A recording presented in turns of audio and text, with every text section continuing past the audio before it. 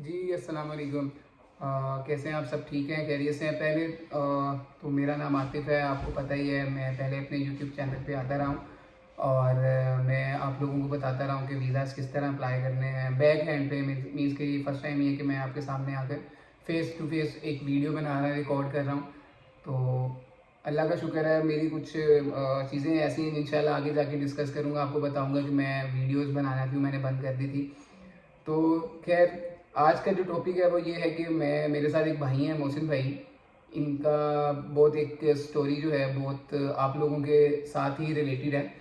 और स्टोरी कुछ ऐसी है कि इन्होंने भी मतलब काफ़ी जद्दोजहद की बाहर जाने के लिए, और ये मतलब अप्लाई करने के ख्वाहिशमंद थे बाहर, लेकिन अप्लाई नहीं कर पाए क्योंकि इनके कोई बैंक स्टेटमेंट का प्रॉब्लम था, कभी आ जाता था, कभी इनकी ट्रैवल हिस्ट्री की प्रॉब्लम आ जाती थी, मतलब इस तरह के इश्यूज आ जाते थे।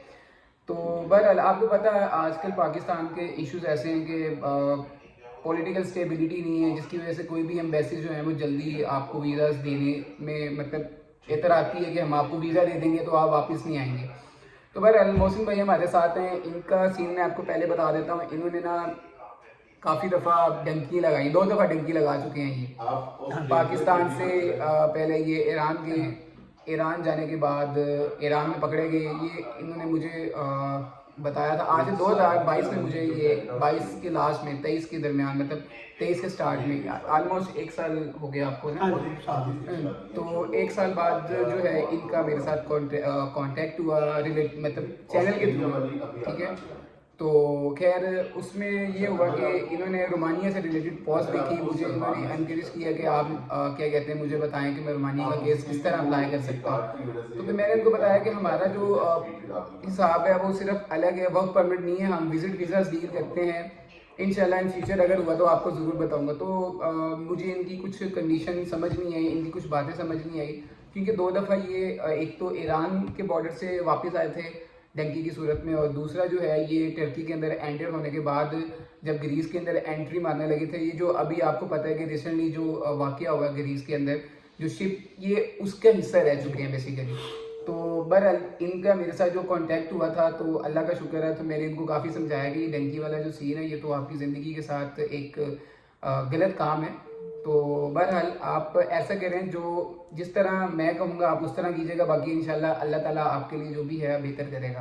बहरहाल मोहसिन भाई आज हमारे साथ हैं, ये अपनी बीती आप सुनाएंगे, आप इनसे सुने, इंशाल्लाह वो आपको ज़रूर देंगे। जी मोहसिन जी भाई। अल्हम्दुलिल्लाह। इसमें ये है कि मुझे शुरू में तो बताया थोड़ा सा, भाईजान ने जैसे गाइड किया मैंने वैसे ही चला, और मैं छोड़ चुका था इस चीज़ को कि भी बाहर जाना है और जान को ख़तरे में डाल के इस तरह जाया जाए, तो मैं बिल्कुल भी सेटिस्फाइड नहीं था।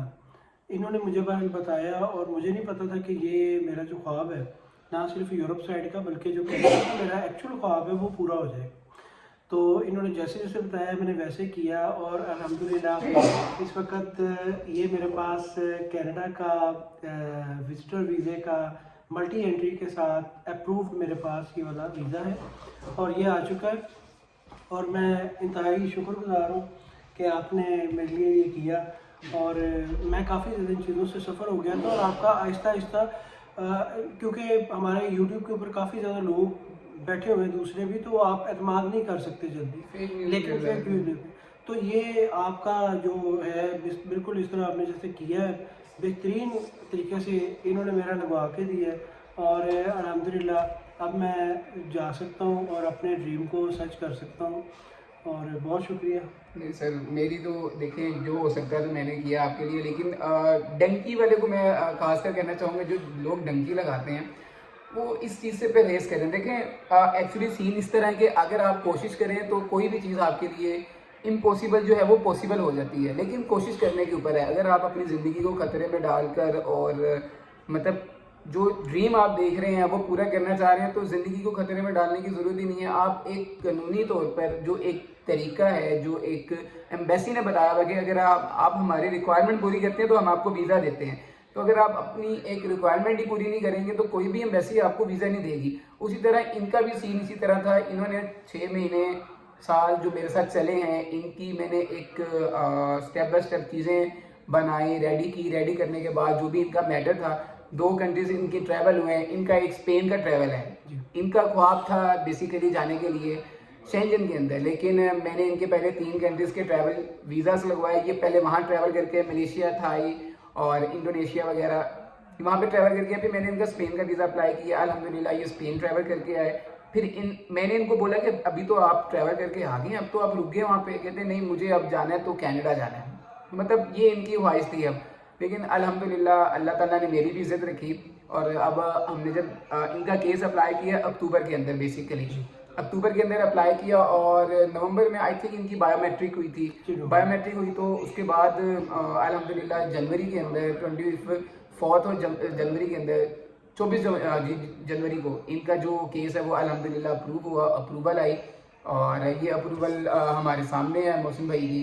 अल्हम्दुलिल्लाह ये मेरे लिए बहुत बड़ी अचीवमेंट है कि मैंने उस बंदे का काम किया जो एक गलत वे में जा रहा था। अल्लाह ताला ने शायद मेरे वसीले से ही इनका जो ये काम था वो करना था। पर आप लोगों को मशवरा यही है कि आप सब जो है गलत तरीके के पीछे कभी ना जाएं, लीगल वे के पीछे जाएं, जिसके थ्रू एक तो आपकी ज़िंदगी महफूज रहे, आपके घर वाले भी महफूज रहें आपकी इन चीज़ों से।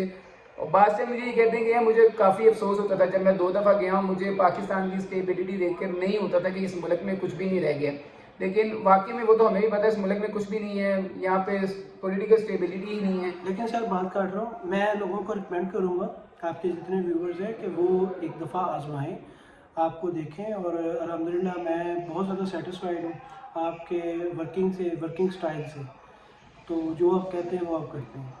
सर ये करने वाली तो ऐसी बात नहीं है, तो अल्लाह की ज़ात है करने वाली। बाकी इंशाल्लाह आपको गाय बगाए इंशाल्लाह बताते रहेंगे चीज़ें। और ज़रूर अपनी दुआओं में मुझे याद रखिएगा, आगे आने वाली वीडियोस भी शेयर करेंगे। और आगे मैं आपको ज़रूर एक और चीज़ बताना चाहूँगा कि अब मैं अपनी व्लॉगिंग स्टार्ट कर रहा हूँ इंशाल्लाह, ठीक है। तो डेली बेसिस पे इंशाल्लाह एक दो वीडियोस जो है वो मैं ज़रूर डाला करूँगा और आपको बताया करूँगा वीज़ा से रिलेटेड कि आप किस कंट्रीज़ का किस तरह वीज़ा अप्लाई कर सकते हैं, और फेस टू फेस ही इंशाल्लाह। तो ज़रूर अपने भाई को दुआओं में याद रखिएगा। जज़ाकल्लाह।